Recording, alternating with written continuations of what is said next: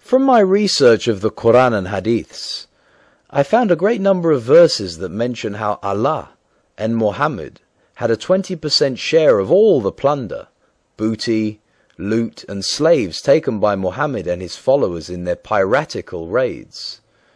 I'm embarrassed to ask, why would Allah, if he is the almighty creator of the universe, need any share of the plunder of his own creation? What kind of logic, morality, or intellect would attribute such blasphemy to any divine entity? In Arabic, the fifth of the plunder is called al-khums, or 20%, which is the portion of all booty, plunder, and loot taken in piratical raids upon innocent and unsuspecting tribes and people. That is the share of Allah and Muhammad. The Quran and Ahadith do not tell us the percentage proportion of the khums that belongs to Allah and what to Muhammad. One must come to the conclusion, after studying the subject, that it really is irrelevant, since Allah never claimed his share, all of which hence belonged to Muhammad. Why would Allah, the alleged creator of the universe, need a share from the booty and plunder of his own creation, as perpetrated by Muhammad and his thugs? Neither Muhammad nor the Ahadith, nor for that matter any of his followers, past, present or future, can possibly give a logical and reasonable explanation for it. In fact, to attribute to Allah such a need is by itself an act of utter blasphemy. Al-Nisa 4.94. With Allah are profits and spoils abundant. Muhammad's Allah rewards his followers with booty and spoils on earth, and even greater ones in the afterlife, for massacring, murdering, despoiling, subjugating, raping, plundering, and enslaving all those who do not believe in Allah and his messenger Muhammad. Muhammad's compassionate and merciful Allah deliberately predestines these wretched creatures to their undeserved fate. They had no choice or free will in the matter. It is no great wonder that a great number of avaricious, ignorant and stupid men would follow and believe in such a generous deity. Surah Al-Anfal 8.1.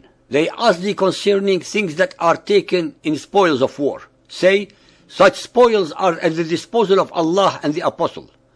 Point 4.1. And know that out of all the booty that you may acquire in war, a fifth share is assigned to Allah and to the Apostle. Sahih Muslim Hadith 4328, narrated by Sa'ad bin Abu Waqqas.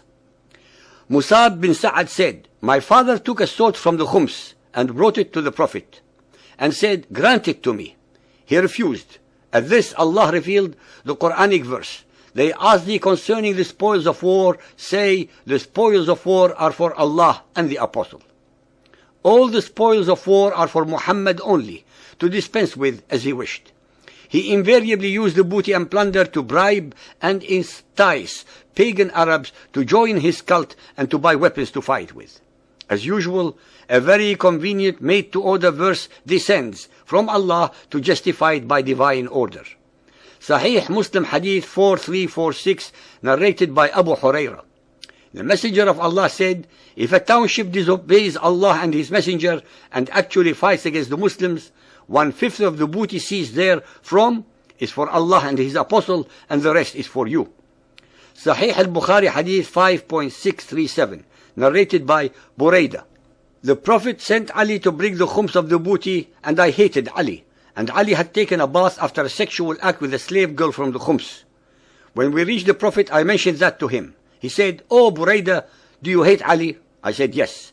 He said, do you hate him? For he deserves more than that of the khums. Ali had no right to rape her without first getting permission from Muhammad. Sunan Abu Dawood Hadith 2731, narrated by Abdullah ibn Abbas. The Apostle of Allah said on the day of Badr, he who does such and such will have such and such. The young men came forward, and the old men remained standing near the banners, and they did not move from there. When Allah bestowed victory on them, the old men said, we were support for you.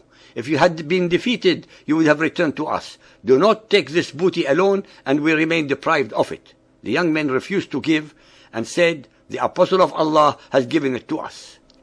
Then Allah sent down, they ask thee concerning things taken as spoils of war. Say, such spoils are at the disposal of Allah and the Apostle. Sunan of Abu Dawood, Hadith 2743, narrated by Habib ibn Maslama.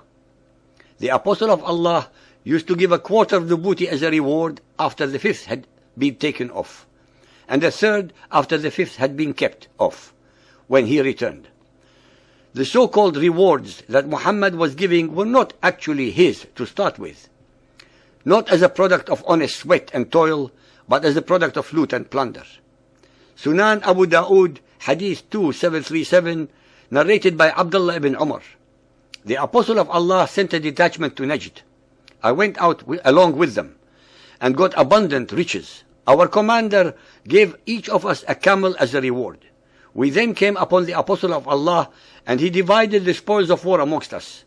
Each of us received 12 camels after taking a fifth of it. The Apostle of Allah did not take account of our companion, that is the commander of the army, nor did he blame him for what he had done. Thus each man of us had received 13 camels with the reward he gave. Muhammadan Islam was, is, and forever will be primarily about booty, plunder, rape, and enslavement.